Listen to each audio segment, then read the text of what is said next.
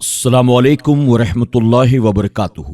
میرے پیارے آقا علیہ الصلوۃ والتسلیم کے پیارے دیوانوں، خاتون جنت حضرت فاطمۃ الزہرا رضی اللہ تعالی عنہا کی کنیزوں، عالمی تحریک سنی دعوت اسلامی کے SDI آڈیو چینل پر آپ تمام کا استقبال ہے۔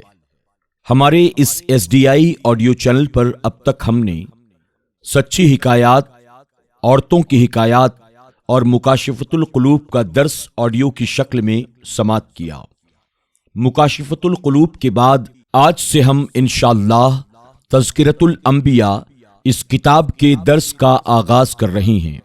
تذکرۃ الانبیاء کے لکھنے والے ہیں حضرت علامہ مولانا حافظ عبدالرزاق چشتی صاحب قبلہ۔ آپ نے اس کتاب میں آیات قرآنیہ، احادیث صحیحہ اور مستند روایات سے انبیاء علیہم السلام کی تاریخ، ان کی سوانح اور ان کی زندگی کے واقعات نقل فرمائے ہیں۔ آج سے ہم اس کا آغاز کر رہے ہیں۔ آپ تمام سے گزارش ہے کہ آپ میں اگر کوئی اب تک ایسا ہو جس نے ہمارے SDI آڈیو چینل کو سبسکرائب نہیں کیا ہے تو ابھی سبسکرائب کر لیں، اور تذکرۃ الانبیاء کے درس کے ہر ایپیسوڈ کی نوٹیفیکیشن پانے کے لیے بیل آئیکن پر کلک کرنا نہ بھولیں۔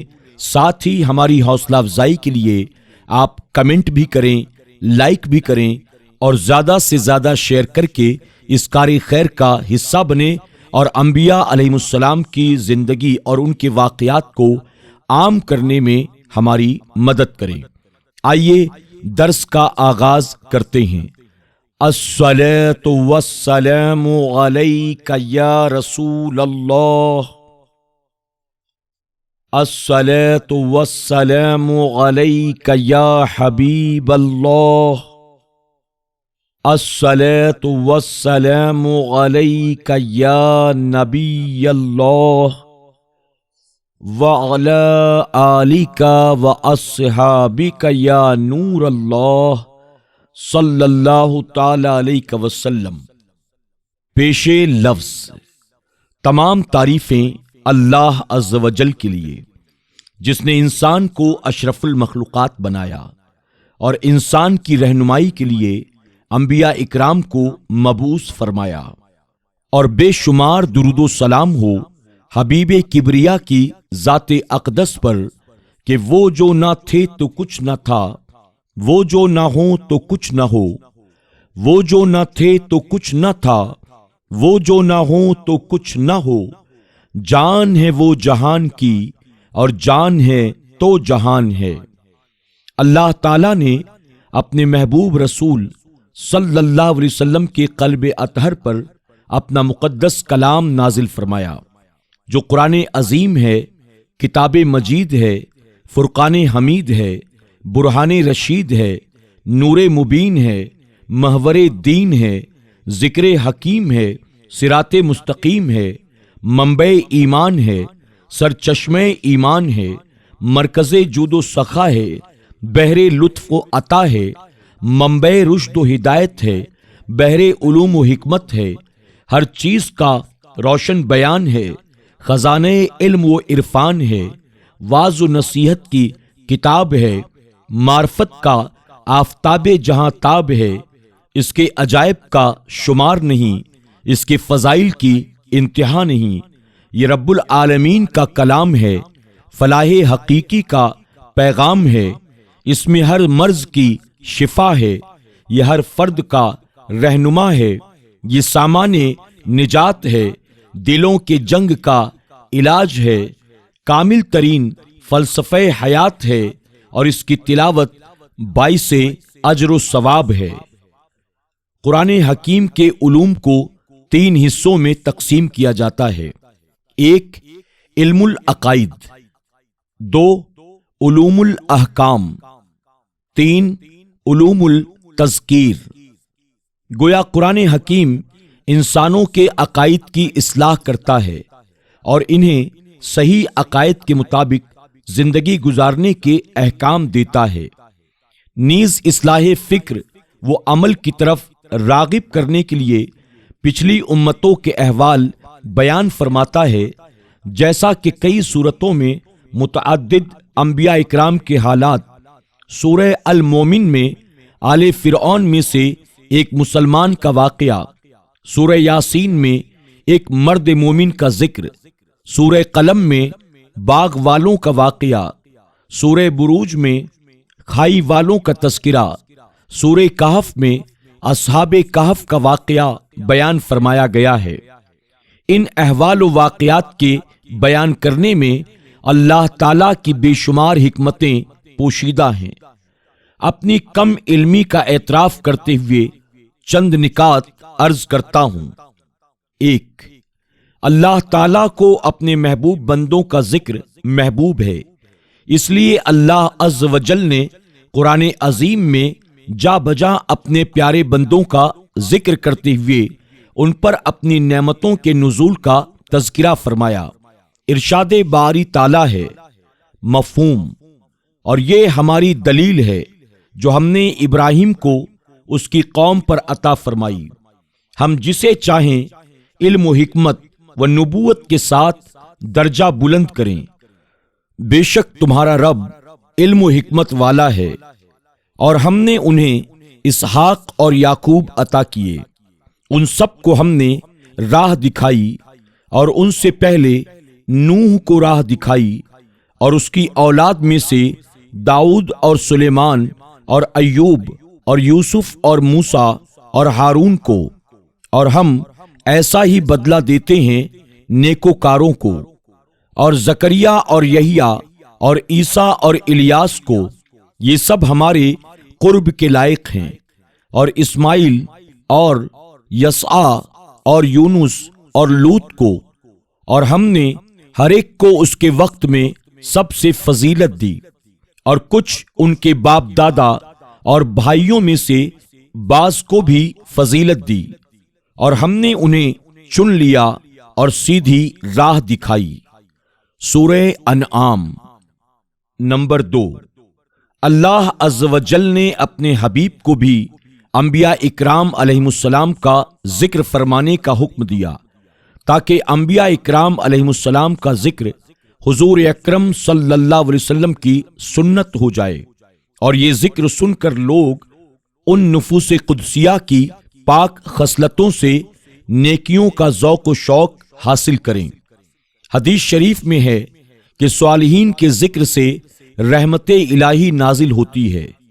حضرت یوسف علیہ السلام کے قصے کے حوالے سے صدر الافاضل مولانا سید نعیم الدین مراد آبادی رحمت اللہ تعالی علیہ فرماتے ہیں، یہ بہت سے عجائب اور غرائب اور حکمتوں اور عبرتوں پر مشتمل ہے، اور اس میں دین و دنیا کے بہت فائدے ہیں، اور سلاطین و رعایا اور علماء کے احوال اور عورتوں کے خصائص اور دشمنوں کی ایذاؤں پر صبر اور ان پر قابو پانے کے بعد ان سے تجاوز نہ کرنے کا نفیس بیان ہے، جس سے سننے والے میں نیک سیرتی اور پاکیزہ خصائل پیدا ہوتے ہیں۔ انبیاء اکرام علیہم السلام کا ذکر کرنے کے متعلق چند آیات کریمہ کا ترجمہ ملاحظہ فرمائیں، اور انہیں نوح کی خبر پڑھ کر سناؤ، سورہ یونس، اور ان پر پڑھو خبر ابراہیم کی، الشورى، اور ہمارے بندے داؤد نعمتوں والے کو یاد کرو، صاد، اور یاد کرو ہمارے بندے ایوب کو، صاد، اور یاد کرو ہمارے بندوں ابراہیم اور اسحاق اور یعقوب، قدرت اور علم والوں کو، صاد، اور یاد کرو اسماعیل اور یسعا اور ذوالکفل کو، صاد، اور ان نشانیوں کا بیان کرو اور شہر والوں کی جب ان کے پاس رسول آئے، سورہ یاسین، اور یاد کرو جب تمہارے رب نے فرشتوں سے فرمایا میں زمین میں اپنا نائب بنانے والا ہوں، سورہ بقرہ۔ نمبر 3، انبیاء سابقین علیہم السلام کے احوال بیان کرنے میں ایک حکمت یہ بھی ہے کہ حضور اکرم صلی اللہ علیہ وسلم کے لیے کافروں کی طرف سے ڈالے گئے مصائب و تکلیفوں پر صبر کرنا आसान हो जाए। इरशाद हुआ, मफहूम, और सब कुछ हम तुम्हें रसूलों की खबरें सुनाते हैं जिससे तुम्हारा दिल ठहराएं। सूरह हूद। दूसरी जगह फरमाया गया, मफहूम, और तुमसे पहले रसूल झुटलाए गए तो उन्होंने सब्र किया इस झुटलाने और इज़ाएं पाने पर, यहां तक कि उन्हें हमारी मदद आई और अल्लाह की बातें बदलने वाला कोई नहीं। सूरह अनआम। मजीद फरमाया गया, और जरूर ए महबूब तुमसे पहले रसूलों के साथ भी मजाक किया गया। काफिर उनसे हंसते थे और हंसी उनको ले बैठी। तुम फरमा दो, जमीन में सैर करो, फिर देखो कि झुटलाने वालों का कैसा अंजाम हुआ। सूरह अनआम। नंबर 4, अहले किताब ने आका व मौला सल्लल्लाहु अलैहि वसल्लम की आजमाइश के लिए मुख्तलिफ सवालात किए, जिनके जवाब में रब तबारक तआला ने बाज वाक़यात वही यानी कुरान फरमाए, जैसा कि इरशादे बारी ताला है।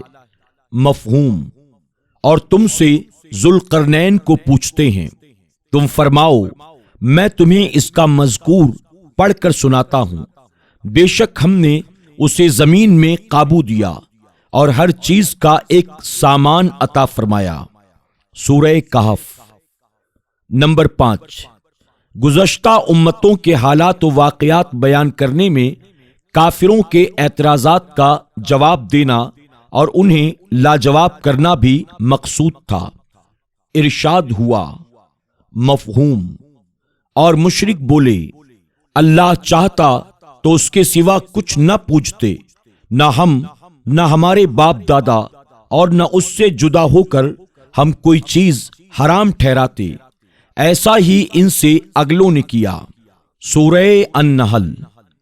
दूसरी जगह फरमाया, मफहूम, और हमने तुमसे पहले जितने रसूल भेजे सब मर्द ही थे जिन्हें हम वही करते, और सब शहर के साकिन थे।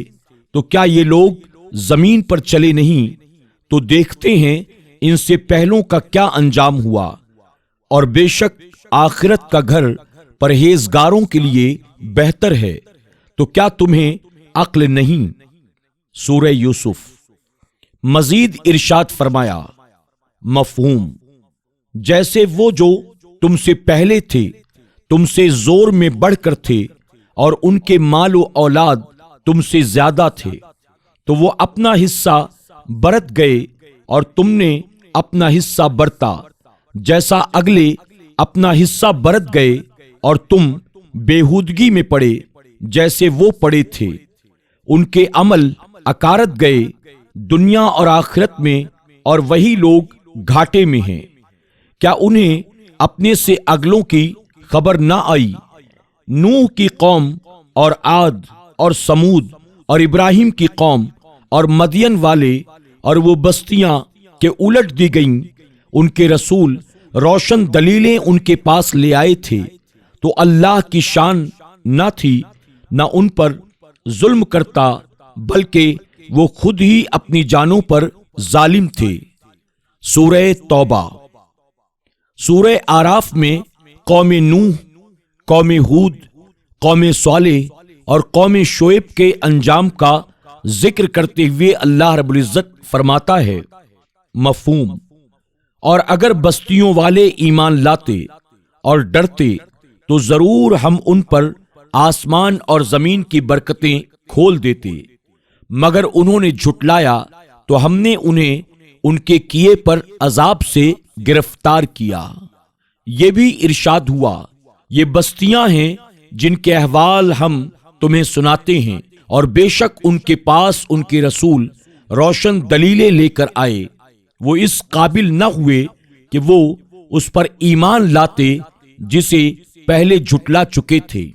मेरे प्यारे आका अलैहिस्सलातु तस्लीम के प्यारे दीवानों, खातून जन्नत हजरत फातिमा ज़हरा रदी अल्लाह ताला अन्हा की कनीज़ों, आज के दर्स में बस इतना ही। इंशाअल्लाह नंबर 6 से आगे ہم کل کے درس میں سماعت کریں گے۔ تب تک کے لیے ہمیں اجازت دیں۔ اپنا خیال رکھیں اور اپنی دعاؤں میں ہمیں ضرور یاد رکھیں۔ السلام علیکم ورحمۃ اللہ وبرکاتہ۔